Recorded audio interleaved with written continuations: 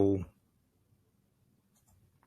now there's numerous articles on this. Here's one from USA Today.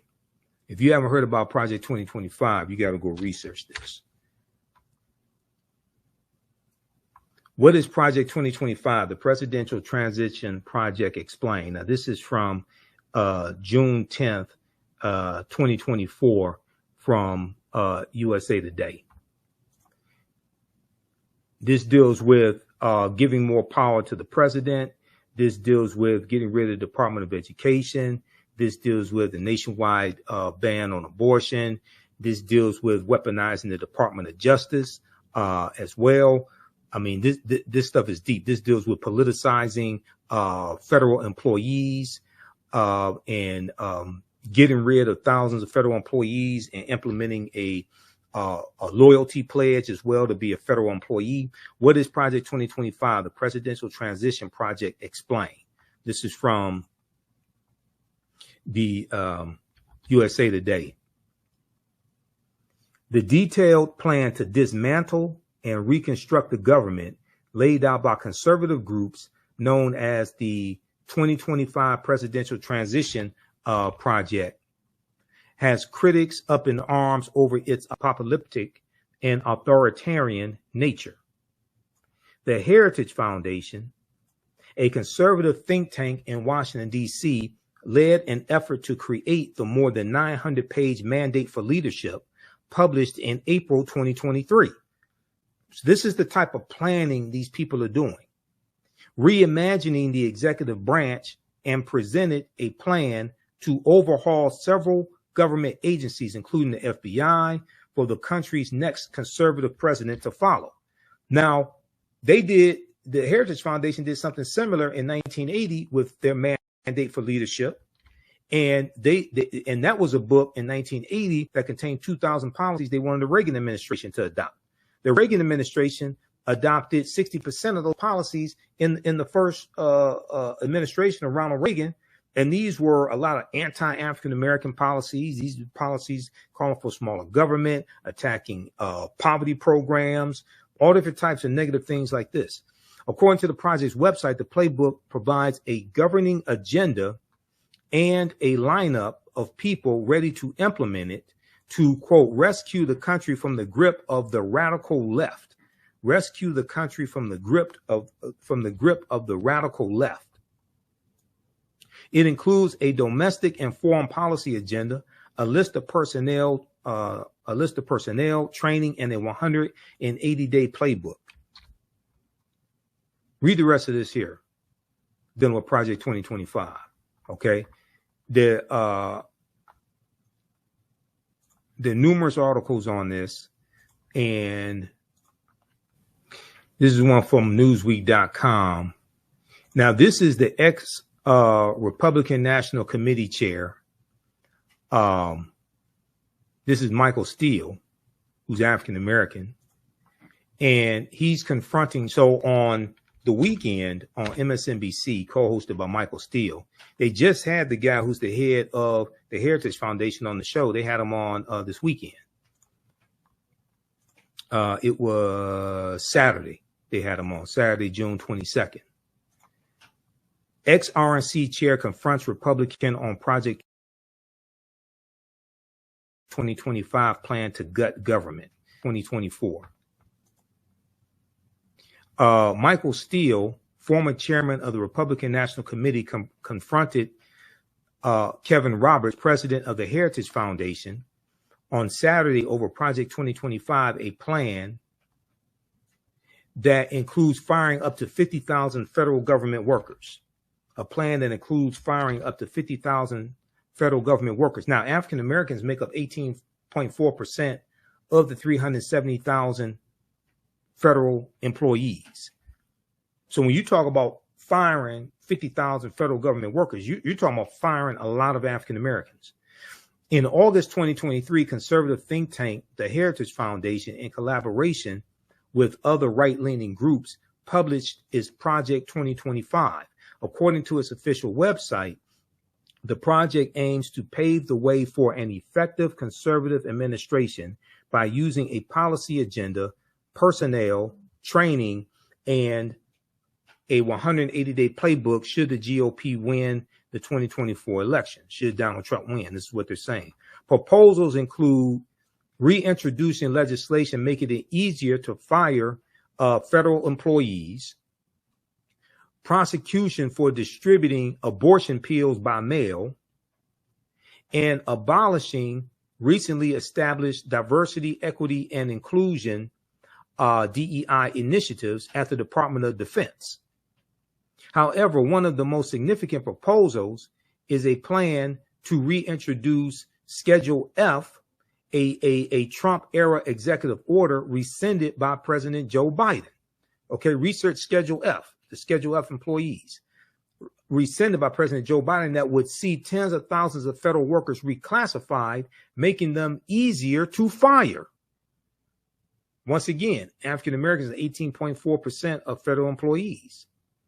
While the Trump campaign has previously said outside groups do not speak for the former president, Project 2025's 1,000-page proposal was drafted with input from a long list of former Trump administration officials who are poised to fill top ranks of a potential new administration, according to the Associated Press. Newsweek has reached out to Trump's campaign via email for comment. Now, during Saturday's MSNBC's The Weekend, former RNC chair Michael Steele, who is African American and the co-host of the program, he discussed the specific proposal of replacing federal workers, asking Kevin Roberts, a Republican and the head of the Heritage Foundation, about who will be replacing them. Quote, talk to us about what that looks like if Heritage is calling for removing 50,000 federal employees. Who are you replacing them with, and where do they come from? I suspect a lot of those people you are talking about have been in the federal service for a long time and served not just Republican administrations, but also Democratic administrations, Michael Steele said. Kevin Roberts mentioned political contributions as he claimed federal workers contribute to the Democratic Party. See, what they want to do is they want to go through and weed out federal employees, and they only want federal employees who will be loyal to Donald Trump. And that's not how federal employees work. Federal employees are not loyal to a president. They are employees that serve the country. They stay there for 20, 30, 40 years. They serve many presidents. They're not there to serve a president. What I mean is they serve under many presidents. They're not there to serve a president. They're there to serve the country, but they work under many presidential administrations. They're not there to be loyal to one person. That's not how this works. Quote, they have, and 95% of them who give political contributions give them to the Democratic Party. Kevin Roberts said, the head of the Heritage Foundation, they can donate to whoever they want to. You can be a federal employee and make political donations. You have a right to do that. However, Michael Steele interjected and asked, quote, so you're going to fire someone because they wrote a check to a Democratic candidate? Kevin Roberts continued by doubling down on the efforts to replace civil servants, calling them unelected bureaucrats. Quote, now we're going to fire someone. He said, no, quote, no, we're going to fire someone, and the number needs to be more than 50,000 people, considering there are more than 2 million federal employees, because of over the last century, the radical left has seen the administration state as the fourth branch of government.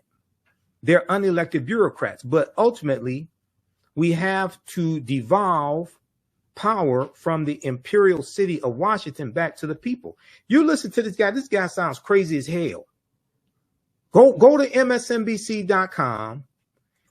Go to The Weekend, watch the interview that they did, that the TV, not the pop artist, The Weeknd, not him, the political show on MSNBC, The Weeknd, okay, with Michael Steele and Simone and Menendez. Okay, go watch that. They interviewed Kevin Roberts Saturday, June 22nd, 2024. This dude sounds like a Trump bobblehead, full of conspiracy theories. And he's the head of the Heritage Foundation. This is the organization that created Project 2025. Not only that,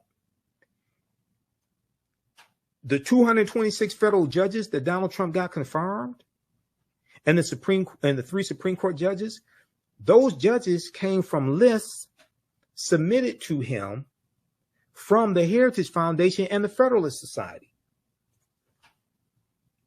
Go research that.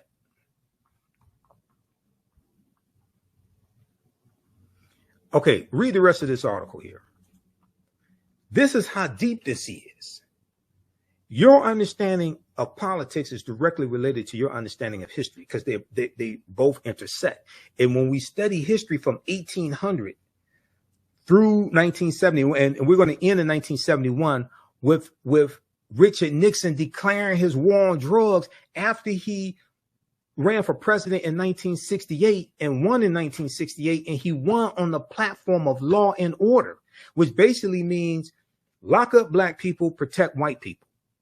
And he ran on a backlash to the civil rights movement, the Black Power movement, the rebellions taking place across the country, attacking the anti-poverty programs that the Great Society programs from President Johnson. He attacked a lot of those programs as well. Okay.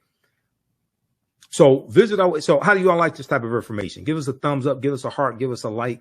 This is a very, very timely class, and this helps you to better understand what's taking place in the country right now, dealing with politics, news, events, people reclaiming the Confederacy. We just did a story on Roland Martin Unfiltered where 2 schools in Virginia just voted to rename the schools after Confederate heroes, because they changed the names of the schools in 2020 when you had a racial reckoning taking place in this country because of the killing of George Floyd. Now you see a recalibration. Now you see people trying to go back to the way it was because they want to hold on to white supremacy. You have a lot of people that want to hold on to the Confederacy. We're going to deal with the Confederacy in the class, but nations don't name schools and don't have monuments honoring traitors to that nation. The Confederacy, these were traitors who committed treason based upon Article 3, Section 3 of the U.S. Constitution. The U.S. Constitution defines treason, and they committed treason based upon Article 3, Section 3 of the U.S. Constitution. Okay, so if you go to our website, AfricanHistoryNetwork.com, scroll down the page, we have the information right at the top of the page. Black resistance movements, Christopher Columbus, the Haitian Revolution, and the Black Power movement, 1492 to 1968.